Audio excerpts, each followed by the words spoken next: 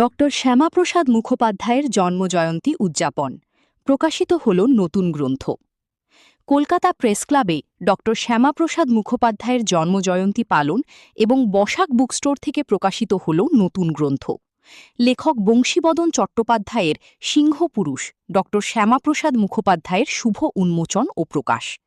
এই অনুষ্ঠানে উপস্থিত ছিলেন ডক্টর অরুণাশিস গোস্বামী, বাবাসাহেব আম্বেদকর বিশ্ববিদ্যালয়ের উপাচার্য, ডক্টর অমিত ভট্টাচার্য, কলকাতা বিশ্ববিদ্যালয়ের তুলনামূলক সাহিত্যের বিভাগীয় প্রধান, ডক্টর সমীর দাস, কলকাতা বিশ্ববিদ্যালয়ের সিস্টেম ম্যানেজার ও ডেপুটি রেজিস্ট্রার, শিবশঙ্কর মাইতি, গ্রন্থাগার সচিব, স্বপন বসাক, বসাক বুকস্টোরের কর্ণধার, ডক্টর অরুণিমা দাশগুপ্ত সেন, রাষ্ট্রপতি সম্মানপ্রাপ্ত প্রাক্তন প্রধান শিক্ষিকা। এই বিশেষ দিনটি উপলক্ষে একটি নতুন গ্রন্থের মোড়ক উন্মোচন করা হয়। অনুষ্ঠানে উপস্থিত বিশিষ্টজনেরা তার জাতীয়তাবাদী চেতনা ও শিক্ষাক্ষেত্রে অবদানের কথা স্মরণ করেন। বক্তারা জানান, এই বইটি নতুন প্রজন্মের কাছে তার আদর্শকে নিখুঁতভাবে তুলে ধরবে। সামগ্রিকভাবে অনুষ্ঠানটি অত্যন্ত সফল ও অনুপ্রেরণামূলক ছিল।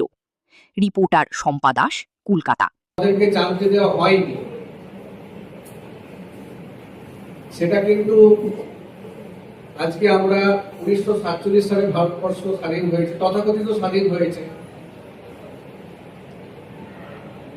আর সেখানেও একটা কিন্তু সুচতুর একটা এজেন্ডা ছিল যে ভারতবর্ষ কতদিন থেকে পরাধীন।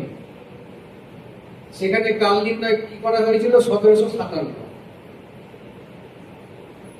সত্যি কি আমরা 1757 থেকে পরাধীন ছিলাম? আপনারা বিচার করবেন।